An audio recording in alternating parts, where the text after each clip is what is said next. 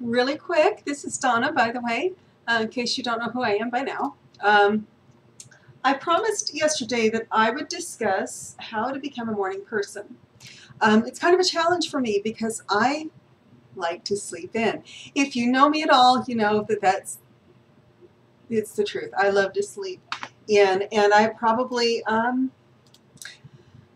been working more on getting up early in the morning. Now, it's a little bit of a challenge, partly because I have taught myself to be a night owl for years. Sorry, I'm just making sure all this is shared to my page. It always takes a minute to get the page shared to my personal, and it's always a mess. So, you know, if you are a night owl, if you're like me, I have a hard time getting going in the morning. Now, I also have a hard time staying up late. I kind of run out of steam right about the time that I do this show.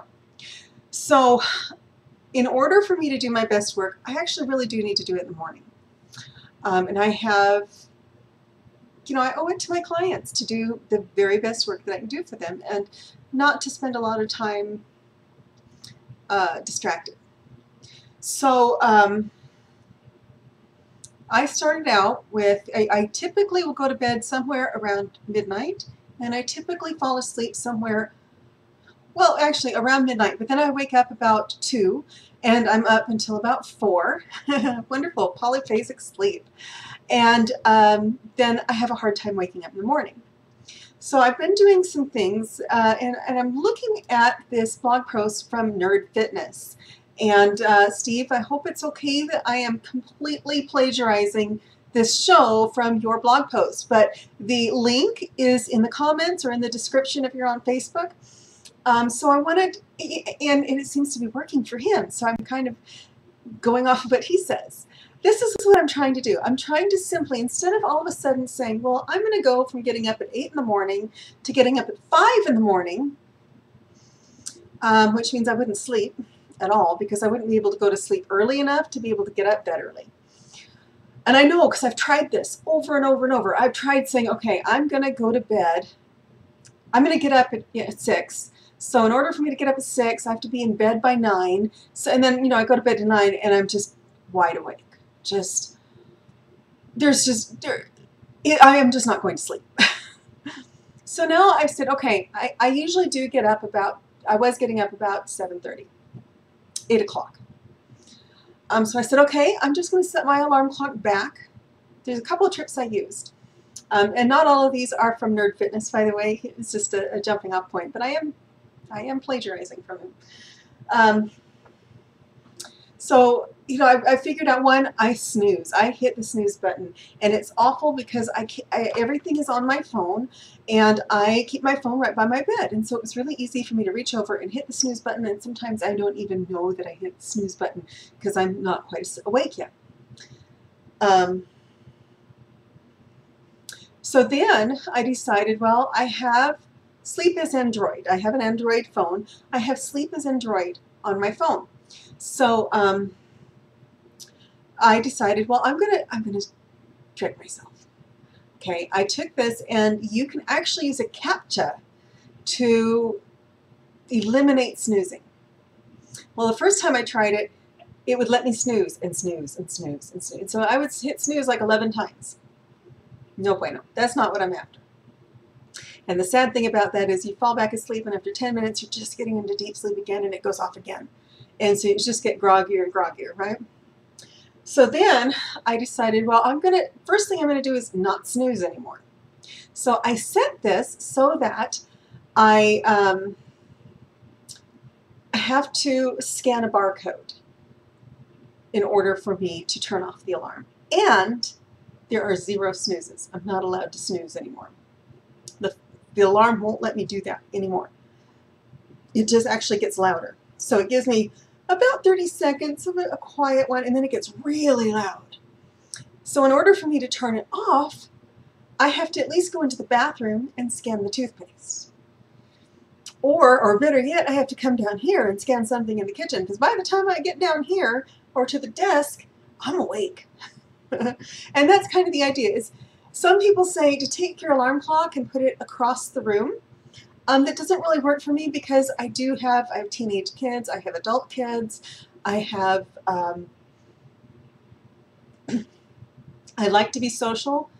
So if a friend calls me, I want my phone right next to me. And that's kind of a mixed blessing. We're going to talk a little bit more about how to develop concentration, probably tomorrow. But I don't really like being a night person. I actually like mornings, as I have found out. On the days that I get up early and I'm able to gently start my day instead of having to freak out and sit up straight and jump in the shower right then. When I can get up and I can go work out and I can get my walk in, I walk from here up the hill and back. It takes me about an hour, or better yet, if I can go do my hike up Grove Creek Canyon, and then have something to eat. So, you know, it's amazing when you have a headache and you get something to eat and something to drink, your headache goes away. It's shocking. But you know, to kind of really take the time to get my morning going, and then all of a sudden, 9 o'clock feels like it's midday. And in a good way. It feels like, yeah, I've been up for a couple of hours. I've gotten some things done. I have time to review my day. I plan my day the day before, and then if I review it, I just feel so much better, as opposed to jumping up and jumping in the shower and then rushing out the door with my hair half wet. I don't like doing that. So, you know, how do you become a morning person? And again, I'm going to kind of go over this. One is why? Why do I do this? Well, we're actually wired to be. Steve from Nerd Fitness says,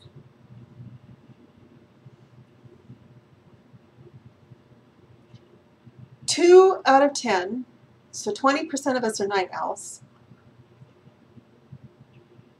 And that's it. If you're a true night owl, there's just no getting around it. But most of us, 80% of us, are not. We are either hummingbirds, which means we're somewhere between a morning person and a night person, which is probably what I am, and or a true lark, which I am not. And I consider someone who really is a morning person to be someone that naturally wakes up early, naturally feels good, you know, when they wake up. Their mornings, you know, kind of like, you know, you see with Snow White, oh, it was such a nice sleep. I have never had a morning like that, but I'm working on it. So one of the reasons I wanted to become a night person, or to stop being a night person, to become a morning person, is because I realized that fitness is an important thing to me. At least some level of fitness. It's important to me to be a certain weight, a certain shape. I know round is a shape, but that's not really the shape I'm looking for. More of an hourglass without quite so many extra minutes. And I noticed that back when I worked in corporate America, when I had a specific time to be in the office and a specific time to go home, and I was actually going home, and I lived in a small town. I currently live just south of Salt Lake City, and even the small towns here are not small towns. They're bedroom communities. Basically, that's where people live that go into Salt Lake to work or go into Provo to work, or it's, you know, when I say small town, I mean Paducah, Kentucky is the population of Pleasant Grove, Utah, but with the, about the size of all of the megalopolis of Utah County. It's not a small place. I mean, here in Kentucky, everybody's spread out, and so we don't get traffic jams and stuff. And here, you know, I get a traffic jam just trying to leave to go to work, and I haven't even hit a main road yet.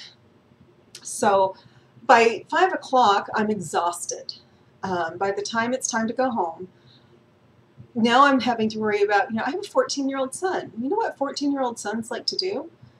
They eat, and they don't like it if you don't want to cook. And I actually enjoy cooking, but if I am just kind of out of steam and I don't cook, he gets a little testy. He's a really sweet boy, but he wants to eat. He just had 3 helpings of dinner. I hope there's something left for his sister.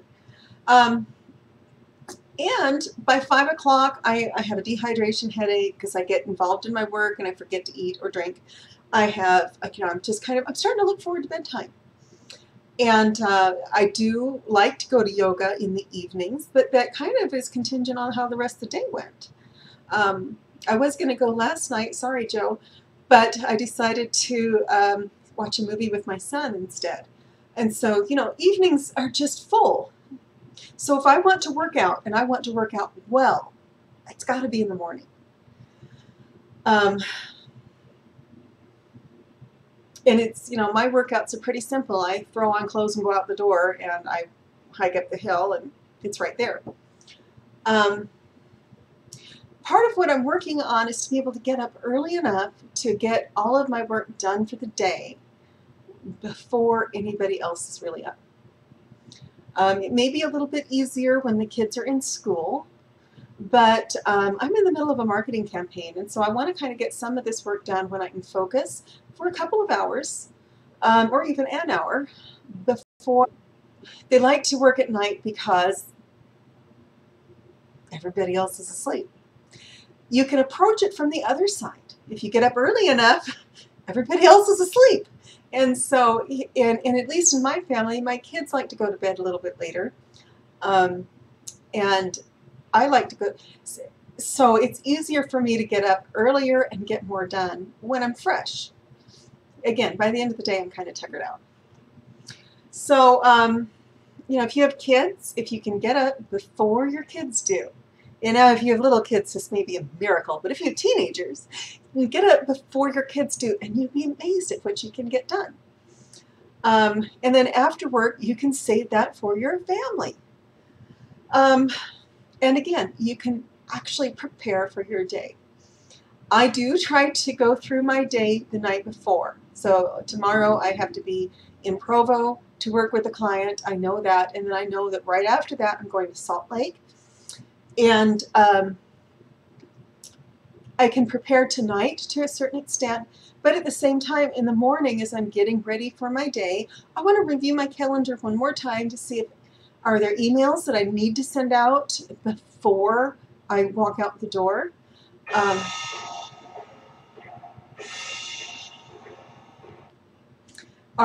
Is there something I need to do? Is there preparation I need to do ahead of time that I can do in the morning when everyone else is still asleep? So, and the other nice thing is when you go to bed at night, you don't have to worry about, it's 10 o'clock at night, I need to go to sleep, but I've got emails I need to send out. I have something I've got to do. You can kind of go, it's 5 o'clock. I'm done for the day. And you know that you've done everything. At least you put in all your hours, right? So then how do you go to bed earlier? Like I said, if I all of a sudden say I need to get up at 5, so I'm going to go to bed at 8, it doesn't work for me. My body's adjusting. Now remember, I was getting up at 7:30, and sleep is Android, and some of the other sleep apps do things like it will tell me it's 8 hours before bedtime.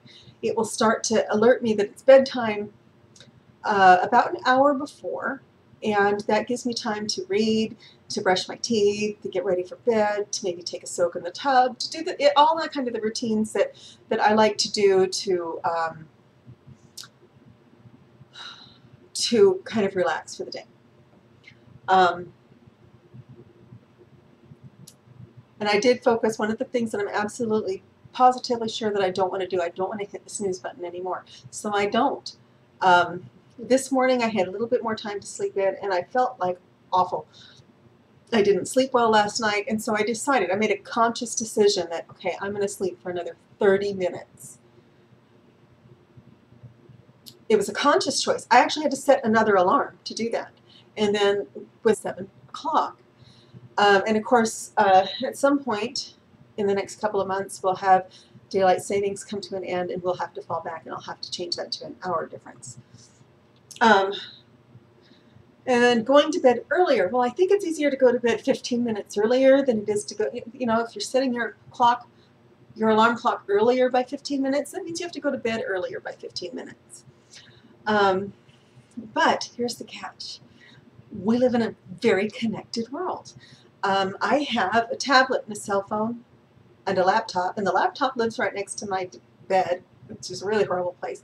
And I have a TV in my room, and I have a TV down here in the living room, and I have a desktop computer that I'm using right now. And all of these electronic gadgets that we have are wonderful. I love them. But they also emit blue light, which makes it difficult for us to fall asleep. Blue light is what wakes us up in the morning. We need red light in the evening. So I've installed, it's called F.LUX on all of my computers. I have Twilight on all of my Android devices so that as sunset arrives, the light warms up. And that's kind of what happens outside. You know, the sun sets, the light turns red, and it actually helps you. It helps you produce the melatonin that you need to actually go to sleep. Even better would be if you don't use electronics at all for an hour before bed. But most of my books anymore are on my tablet, so that's a little bit challenging, and I do like to read myself to sleep. I also, at 7 o'clock, I push away from the computer. I'm done. I have to be done because otherwise it's very easy for me to sit here until 11, 12, 1 o'clock in the morning and surf Facebook. I mean, I'm actually working on breaking a Facebook addiction. And then if you can read hard copy books in bed. These are the 2 business books I just got today from Amazon. And I'm really excited to read them. And what I like about them is they're actual paper books. And so these are going to be great to read in bed because they don't light up. I love my tablet because I have, 2,500 books on, a device smaller than this. And it's that's just absolutely wonderful. But at bedtime, right now, especially right now where I'm trying to learn to go to bed earlier, I like to have them hardback or hard copy. And again, if I do want to read on my tablet, I install blue light blockers so that I have the red light so that I can actually fall asleep. It actually makes a huge difference. In fact, Twilight and F.LUX both say that it can improve your sleep, help you sleep an hour more a night. So again, you can put your alarm clock across the room to actually get you up and away from the snooze button, away from your pillow. And I use a CAPTCHA. My alarm clock's on my phone. I use a CAPTCHA so that I actually have to go scan a barcode at least in the bathroom or in the kitchen, so that I have to get up and walk to go do that. And then if I want to go back to sleep, it has to be a conscious choice. Once you get up, one of the reasons I like to do my workout in the morning is it gets the blood flowing. And so if I just get up, get in my workout clothes and get out the door, then I'm out in the sunshine. That'll wake you up. I'm moving, and I'm kind of tracking my progress to Mordor as it is. And then caffeine is your friend. There's nothing wrong with caffeine. I do use it to wake up in the morning. I drink Diet Cokes until about noon, and then I try to phase that out so that I'm not drinking caffeine after about 3:30 at the latest. You want enough to help you focus, but not so much that you have the jitters. I use schedulers so that,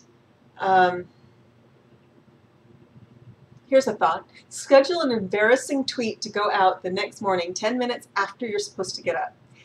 If you get up on time, you can keep it from going out.